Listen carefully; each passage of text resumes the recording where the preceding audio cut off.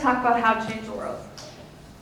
It's a pretty big topic to cover, and I can't really see you right now, but I think if I could, I think some of your faces would be saying, why the heck did they ask some 16-year-old girl to come talk at this conference? Seriously, she can't even vote yet.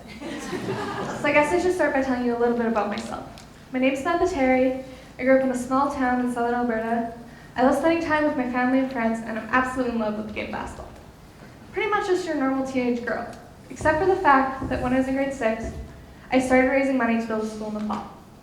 I raised $30,000 for this project, and then was approached by Rotary and Sir Edmund Hillary Foundation and asked if I'd like to team up with them to do a different project. My part in this new project involved raising money for supplies like books, desks, textbooks, pens, and pencils to go into a new school in Nepal.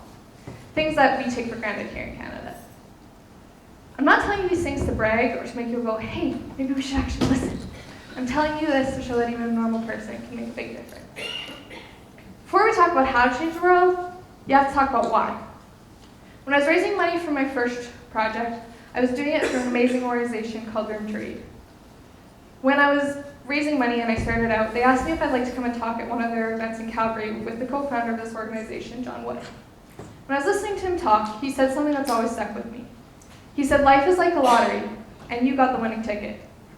I was so lucky to be born where I was, into a family that loves me, into a home where I was always given 3 meals a day, and into a society where I was always told, you can do whatever you want to do, be whatever you want to be, as long as you're willing to work for it.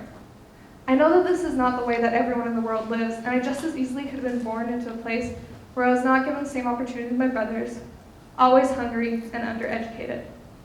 Just like a real lottery, we can choose to keep all the winnings for ourselves.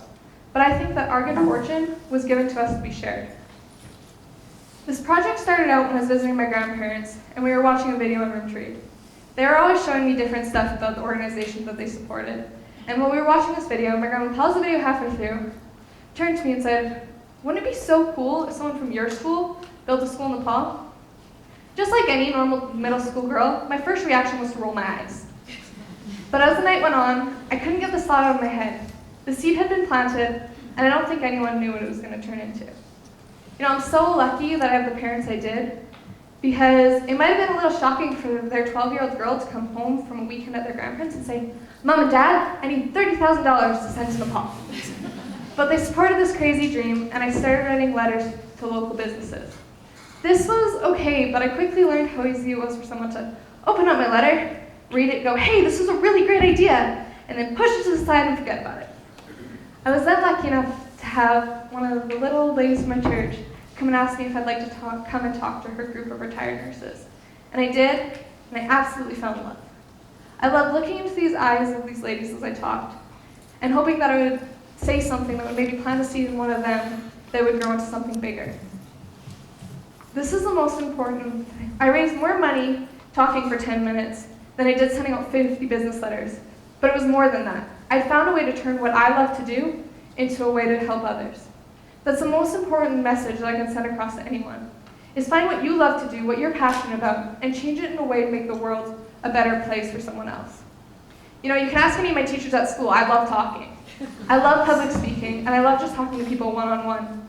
But I've also heard that public speaking is the second highest most common phobia. If you're a singer, sing. If you're a dancer, dance. But just turn what you love to do into a way to help someone else.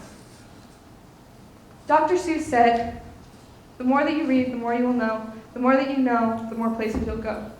Nelson Mandela said, education is the most powerful tool that we can use to change the world. If these amazing people thought that education was the best way to change the world, then hey, who are we to argue?